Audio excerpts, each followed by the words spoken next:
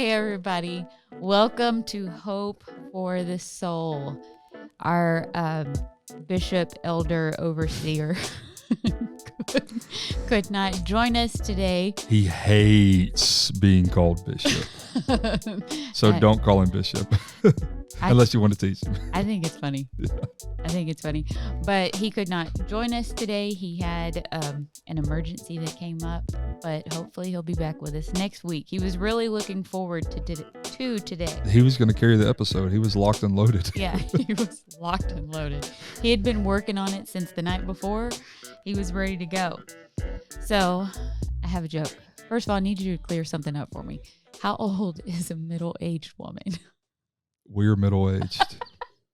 I was afraid of that answer. I don't know when it starts, but I know when you get there, and I think we've got there, or we're getting really close. So this middle-aged woman, she had a crisis. She had a heart attack, and she was taken to the hospital. And on the operating table, she was at this near-death experience, and she sees God. And she said, God, is this it? Like, I'm middle-aged? I'm going with you? He said, no, not yet. You're going to come through and you're going to be just fine. You're going to live another 30 years. So she said, okay. Well, like she recovers in the hospital and she's like, I'm going to stay and I'm going to get things tuned up a bit. She got a facelift. She changed her hair color. She got all this work done. She leaves the hospital and she has an accident. She goes to heaven. She said, God, you told me I had 30 more years. He said, oh, so sorry. I didn't recognize you. That's so good. In other words, she had too much of the good stuff. Did Alex laugh? No. She laughed at you asking if she laughed. I'm sorry. That's great. I thought it was great. I was so focused into y'all's faces on the screen that I just... You lost track of the joke. That was a good joke. I had no clue where that one was going. Were you scared for a minute? I was. I could see it in your eyes. You're like, oh God, where is she? When I talked about the having work done, I saw your eyes just go. Well, all right. We're talking about this. That's great. Well, welcome everybody. We're glad that you've tuned in today. And we're going to talk a little bit about something that we've talked about with our ministry teams. Yep. Yeah. And I talked about this last month with the men, and you talked about this. Yeah. It was really good. Good job. When I was studying it, I was like, I'm feeling this. Every once in a while. You have a good one? I come up with something good. Only happens a few times a year, but when it happens. No, you don't give yourself enough credit. You're amazing. All right, so let's go. I'm following you on this one. Okay, so back in December when we had our Christmas service, it was a really good one, really good Christmas service. And we incorporated some things that we wanted to see for the new year coming up. I was vision casting on the down low. Without having to say. Yep. Without having to say. And honestly, like, how it all came about, I mean, I felt like God was sending me in a direction music-wise and things that I was finding for the service. And like, really, you and I hadn't really communicated until one day I'm like, hey, what do you think about this? What do you think about this? And we definitely had a flow. Well, I purposefully didn't go to any of your rehearsals. Uh-huh. And obviously you had mentioned to me like, hey, what do you think about this song? What do you think about this? Yeah. And we'd work together on the video elements. Yeah. So I knew that message. And right. I had a eye in the sky view, but I didn't know how it was going to feel. And so then November, I started feeling, hey, I can't just talk about Christmas, even though that's a point of the service. And that's such an important, powerful point of the year in our faith. But I knew that this year was going to be crazy, or the coming year, the year we're in now was going to be crazy on a lot of fronts. And before the chaos got there, I think that I felt that I needed to intertwine peace and unity and harmony, in the Joy. middle, and joy in the middle of the Christmas story, Yeah. but also this is coming. I never said this is coming, but I said this is how we need to live and operate in the days to come. Right. And I think the Lord honored that. And once again, every now and then, every now and then I get lucky. Well, this is what happens when you follow the cloud. There you go.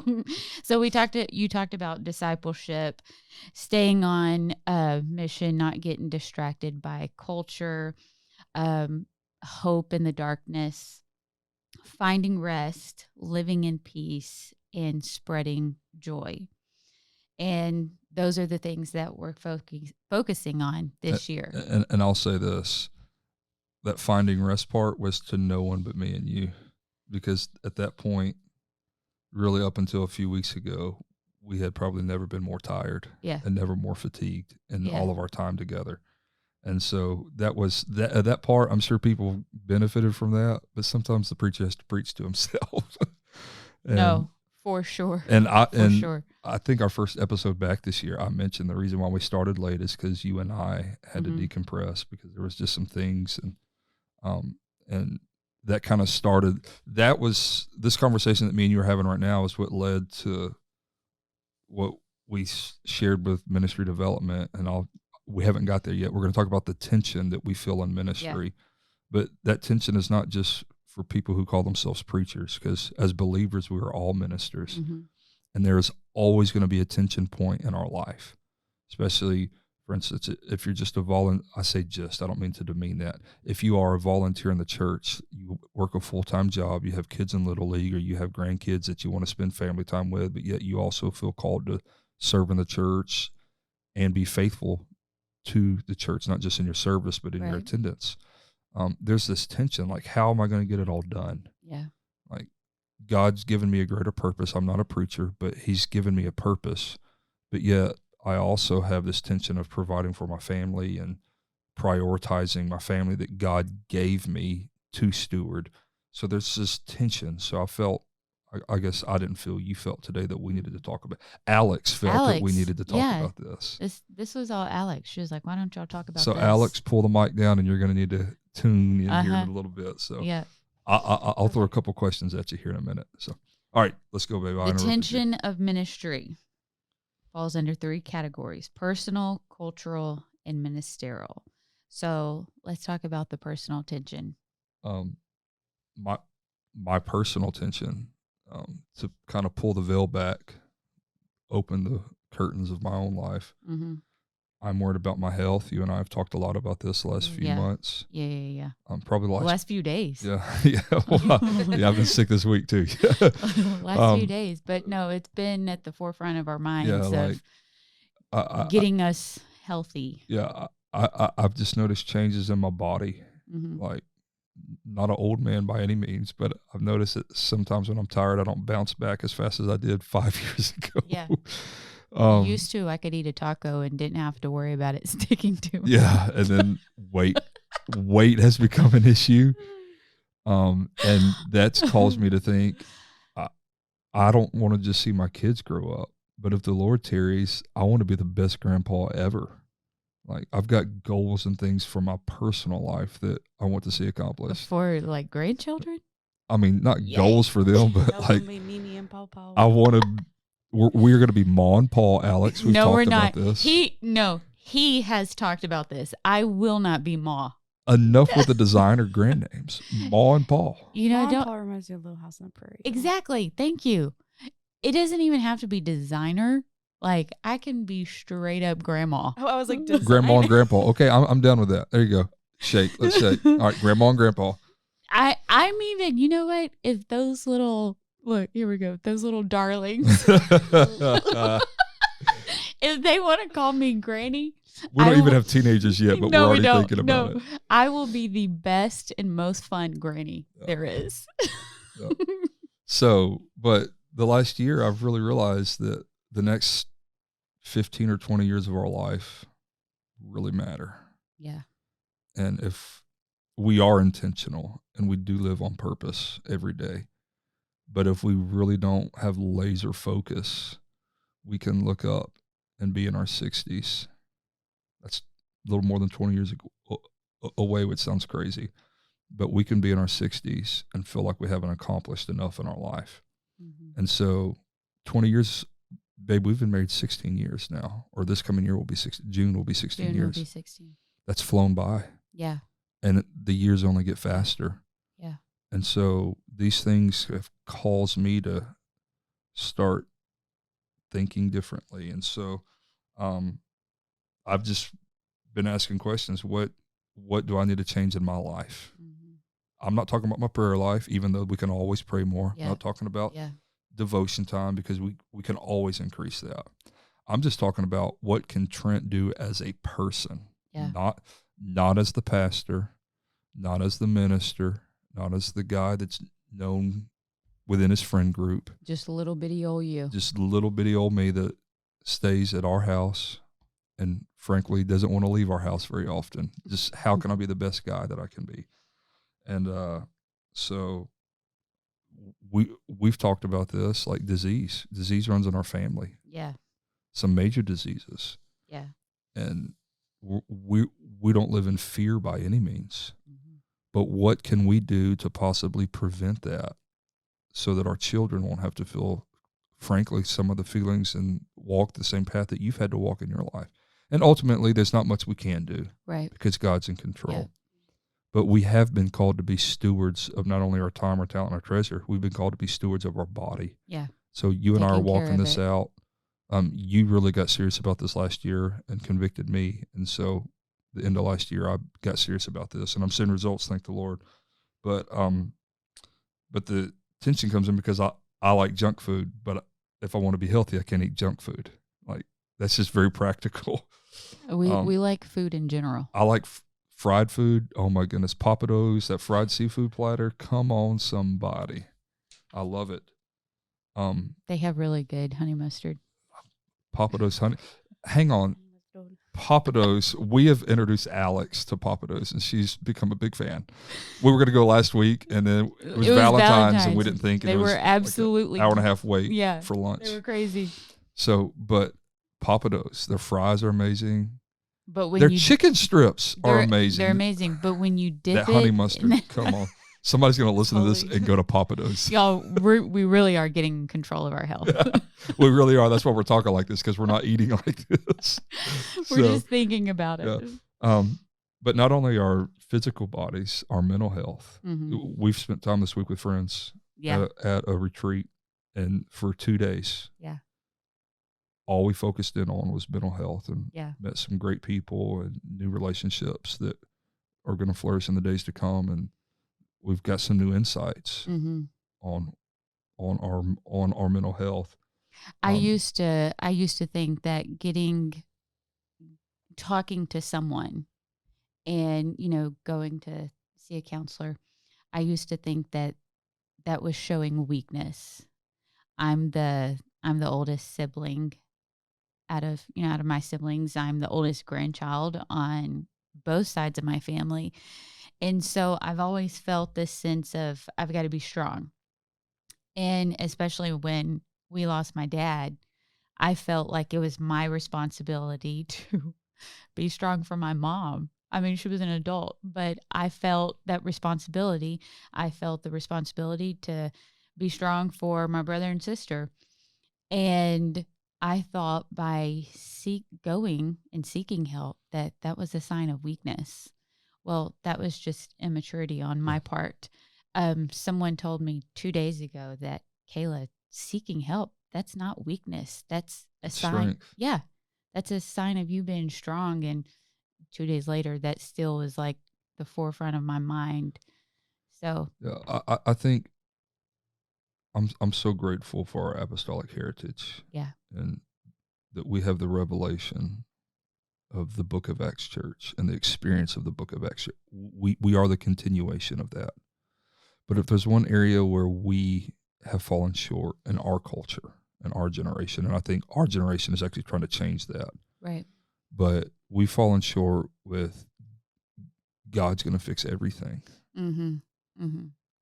Especially when it comes to our mental health. Mm-hmm. And I believe that God can fix anything. I Mhm. preach it. God is a healer. Yeah. He is a deliverer. Yeah. But sometimes we forget that healing and deliverance sometimes can take years. Yeah. And if you're sick, we go to a doctor. If we're having problems in the relationship or business, we go to a lawyer. If we're having money problems, we pray that our relationship with our banker is going to be strong. Mhm. But then we just leave our mind out of it. And I definitely think that you can go too far in that direction, and Yeah. all we can do is lay on couches and lose faith and Yeah. Yeah. and There's a talk to people. balance. But I definitely think that we've got to do better Mhm. as far as not when I say we, I'm not talking about our movement. I'm talking about me and you. Yeah. About just saying there's some things that we can't carry by ourselves, and we can talk to someone that can equip us, that won't take the problem away necessarily, but can give us tools Right. on how to process clearly and correctly. Because how you and I process affect not only me and you, they affect our children, Yeah. they affect our staff, they affect this church, Yeah. and they affect our friends. Yeah. And it's so important now more than ever for us to just be as healthy as we possibly can. So that's another area, or that's one area when it comes to our personal bodies, our personal mindsets. But another area is our marriage. Mhm. There's always going to be tension in our marriage. Tension doesn't mean problems. No. Tension just means it's two people that have come together as one. And that coming together, just because we're one doesn't mean each of us lose our opinions or lose our desires and lose our preferences. Now, with time, I know what you're thinking a lot of times. I can talk for you a lot of times, and vice versa. But there's still There was something somebody texted us something a day or two ago, and we were both at home. They were asking a question.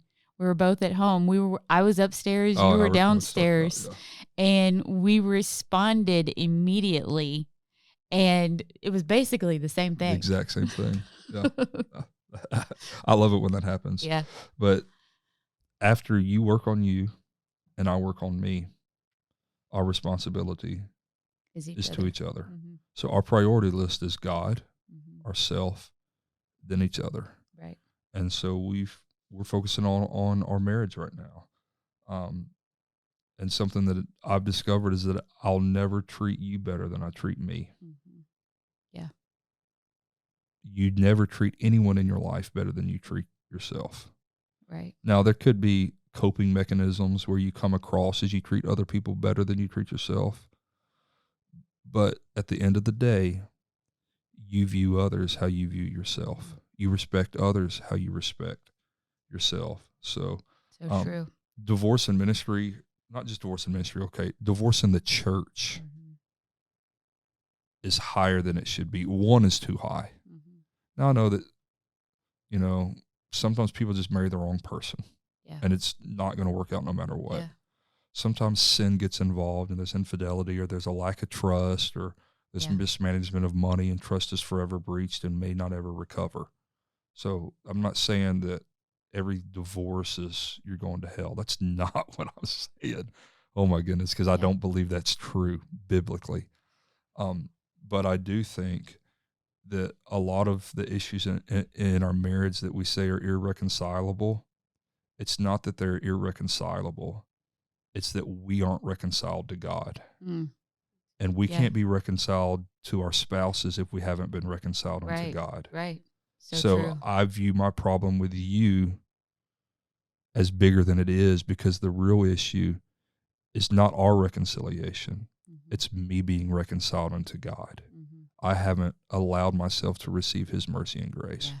Or maybe it's not that I haven't allowed myself, I don't want it because I want to live in sin, or a man or woman wants to live in sin. Yeah. We have to be reconciled to God. And reconciliation in marriage always comes after reconciliation to God. And I think no matter what counselor you talk to, especially if they're Christian, that's what they would tell you. We have to be on the same page. I think with our parenting, let me just talk. I'm talking to Conroe Church. I'm talking to our church family and the other people that listen to Hope for the Soul. If you're not married, please listen. If you are married, you can probably testify of this as well. But as husband and wife, we have to be on the same page when it comes to our finances. Yes. When it comes to our Yes. purpose, when Yeah. it comes to the church, for those in ministry. I've seen men and women with incredible gifts, Mm-hmm. an incredible anointing and abilities, and even the favor of God on their life. Yeah. But their spouse couldn't buy in. Yeah.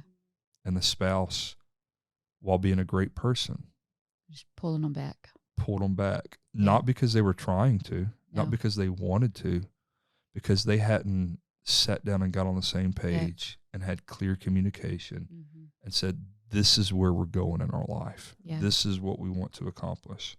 So 3 questions. Go ahead, babe. Doesn't mean you have to do whatever, take us for example. Obviously, you're doing what you wanted to do, and I share that same goal with you. And it's okay if I was going at it at a different pace. As long as we eventually share that same goal, it might have, and I mean, this didn't happen to us. We were pretty much, there neck and neck all the way through. But if I was going at it at a slower pace, that's okay. Yeah, let me just say this. There's times, let me just be very vulnerable. I'm a minister, I'm a leader, I'm a pastor. But there's seasons that when I'm not spiritual, Mm-hmm. yet I'm still preaching. I'm not Yeah. sinful, okay? Yeah. I'm not saying I'm living a life of sin. I'm not saying I'm walking back on my commitment, my relationship Yeah. to Jesus. I'm not saying that, okay? Yeah. But there's seasons when I can't break through. I remember coming out of COVID, I felt like Yeah. I hadn't heard from God. Yeah. And I was just coming up with thoughts because I felt the pressure to speak. Mm-hmm. And every person goes through this. Mhm. Every preacher goes through this. And if they say they haven't, then they haven't been doing it long enough, Yeah. or they're a liar. But Yeah. we've all felt this. And I remember one night, it was like 2 or 3 in the morning. I couldn't sleep, and I was so tired of it. There was no sin. There was nothing immoral or unrighteous. It just felt like there was a lid that I couldn't break through, and God couldn't break through. And I remember I got down. We have a couch in our room, and I got down and prayed. And then I couldn't pray. I just started crying, and you came over and laid hands on me. And so I said all that to say that there's times that when I'm struggling spiritually, you are stronger than I am. Yeah. And then there's times when I am stronger than you are. Yeah. And yes, I'm the leader of our home. Yeah. But 2 can't walk together unless they Yeah. agree. In times like that, when it's, if I'm not as strong where you are, it's never me pulling you down. It's you pulling me up. Yeah. It always works out that way. That's right. That's right. I think that works both ways Yeah. in our life. Absolutely. And I think that's what the beauty of marriage is. I think that's why God gave humanity marriage. Mm-hmm. Because 2 are better than 1. Mm-hmm. Do we like the same people? That's a big deal. Thankfully we do. This week was really cool, for us to see us both gravitate to the same people. Some friends we had already known, but making new relationships. And just, I think maybe it's just because we've been married long enough. Yeah. Let me maybe talk to a young couple in our church, or a young adult who wants to be married. It's so important that you have these conversations. Can our friends become friends? Mm-hmm. Yeah. Because for one person to leave all their friends, that's not surface level. It's not fair. Yeah. But deeper than that, on the emotional level and even on the spiritual level, it's going to create a void and a bitterness. Mm-hmm. And Right. so these are conversations that we still have. Mm-hmm. Like, we had them early on, and thankfully our friend group was big. Mm-hmm. When we were, obviously when you're younger, you have a lot Yeah. more friends. Yeah. But it was one big friend group. Like, we didn't interact a lot, but we had so many mutual friends. Then we started dating. We're like, oh my goodness, how did we not interact? How were we not hanging out together more often than we were? But you have to be on the same page with your goals, with people in your life, friends, and then as Christians, as believers, as ministers, we have to be equally committed to the call of God. Mm-hmm. For instance, on Sunday morning, we should all wake up And are you going to church today? Yeah, I'm going to go. Are you? No. Husbands and wives don't go to church separately. No. I'll say it like this. I think it's important for husbands and wives to ride in the same car to church. Mm-hmm. I get like if one has to get there early and then the other one's just going to come to 11. Right. I understand that. And I'm not saying it's wrong if you don't do that. But we've just made the commitment. Church is a family thing. Yeah. And we're going together. Right. And it's important that our kids feel that. It's important that we model that to our kids because they're coming up in a godless culture. Yeah. They're coming up, our friend group knows of God. Mm-hmm. Their friend group is probably not going to know anything about God. And that's so true. That is so true. Our own kids have talked about this, that, Mom, they don't know anything about God. And to us, that sounds crazy. It's for them because we read the Bible 3 or 4 nights a week with the kids. Well, we still went to school when, you could still pray at school. Mm-hmm. Our kids don't know anything about that. Yeah. So just, we're working on our marriage. We're working on a family right now. Let me just say this. The expectations upon your and my life are higher than a lot of people have. And some of that is we've placed higher expectations. It's not that other people have. Yeah. But just the nature of what we're doing with our life. We're living, we have devoted our entire life to the high call of God. And so with that, we can place unhealthy expectations on ourselves, but also other people can and do place unhealthy expectations on us. Right. And that's a tension that you have to balance, something that I'm not good at. Like, for instance, I don't turn the phone off. And if people text at 10 o'clock or if people text at the dinner table, I pick it up and I respond, and you get mad at me. Like, this is a boundary that I have to place. And it's not that I love people less. I've just got to do better with that. They've prioritize. Created that do not disturb button. I know. I did that on vacation this past summer, and it was amazing. It's great. It was amazing. So we have to balance our expectations of ourselves, but also people's expectations of us. Yeah. Like, I'm not your puppet. Yeah. I'm your pastor. I'm not your puppet. Mm-hmm. I'm your friend. But at some point, if I minister to everybody else, but my kids grow up and hate the church because they didn't have dad. What have we done? Like, these are conversations that we're having. Absolutely. It's not that we don't love this church less. We actually love it more. That's why we're having this. Yeah. And we want our kids to love it even more than we do.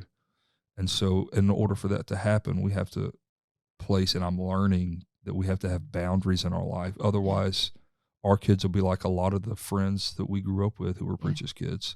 And they hate the ministry, and they hate the church, and they're bitter with God. Mm-hmm. And I don't know how to really do it because this is our first time doing it, but we're trying to figure this out because we want our children to not only love the church and the people of God, but we want our children to love the ministry. Right.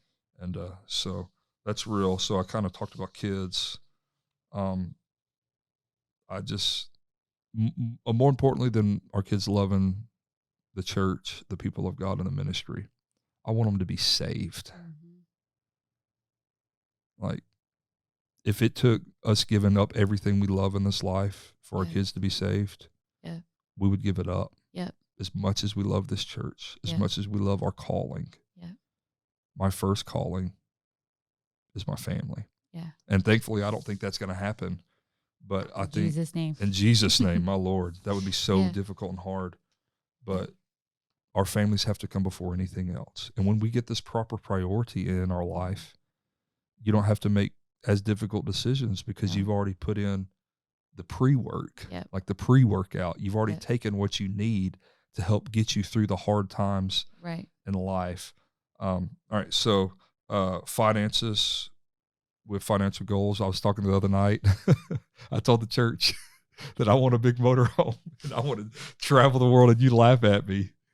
But that's always something that ever since I was a kid that I wanted to do. You wanted a motorhome. And but not just a motorhome. Like, I want one of those big bad buses. Yeah. One of those big bad boys.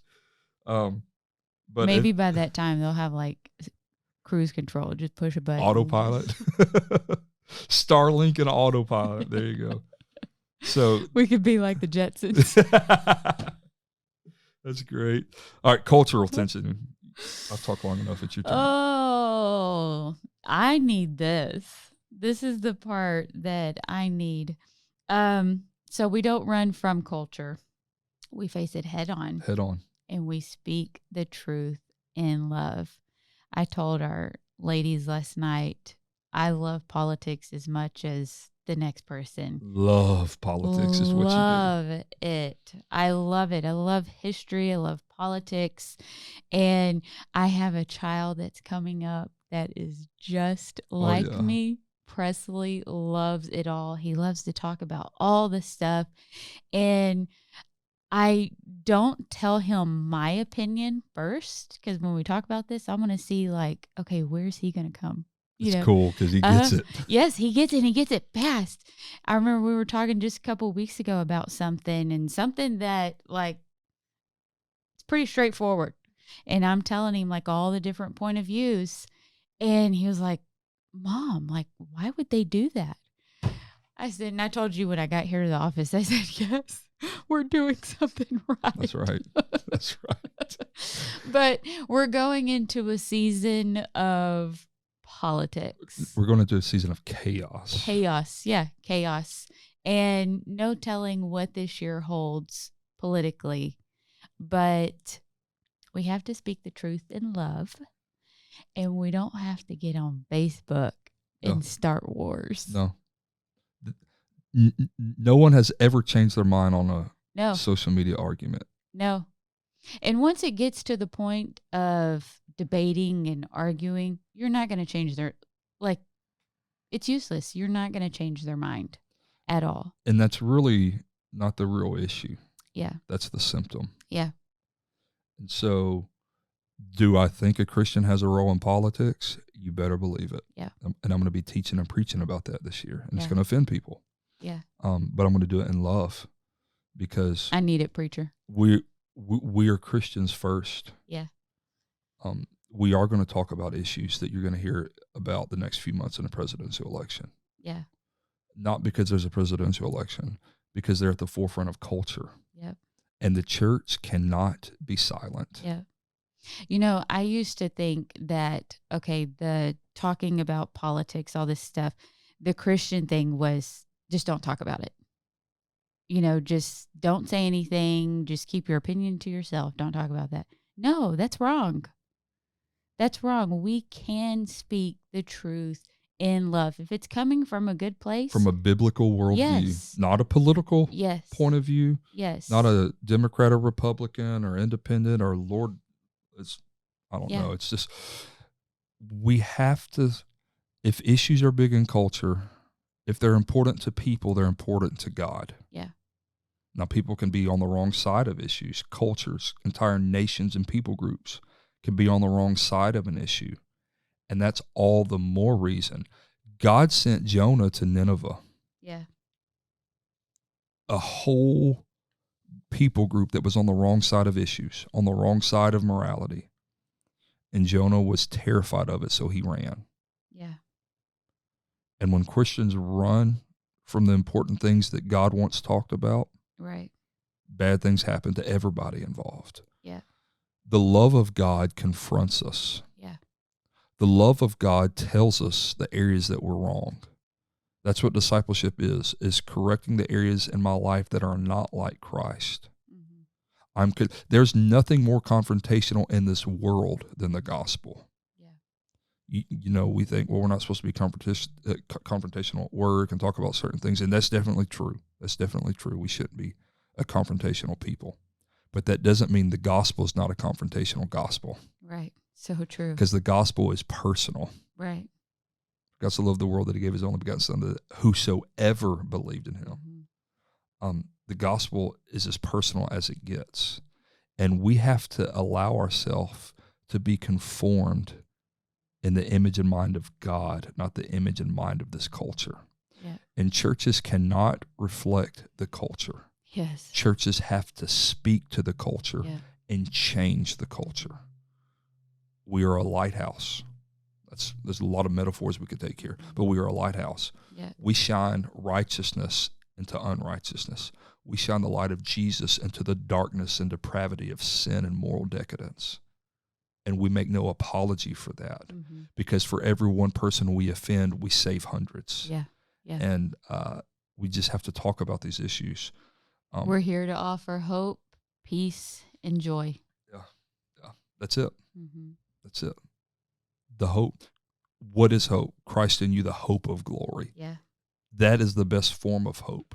And politicians can offer hope, and pop culture icons can offer hope and offer distractions. Yeah. But God's going to offer peace.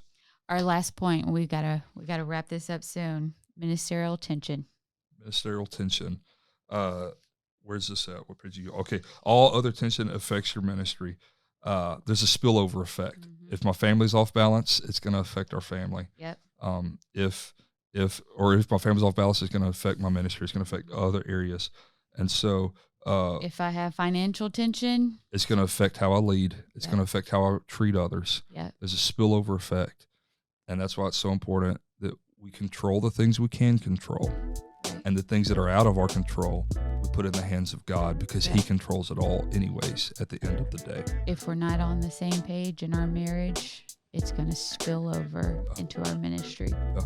And this is why, as believers, we have to hold ourselves to a high standard of excellence. Yeah. Not of excellence according to the pattern of this world, a high standard of excellence according to the ethics and character laid out to us for us to live according to God's word. So we could have gone a much longer time, but we've gone over time. We had to wrap it up. We came down fast. Yeah. Thanks, everybody, for listening. We hope you enjoyed this episode. We can't wait to see you right back here next week on Hope for the Soul.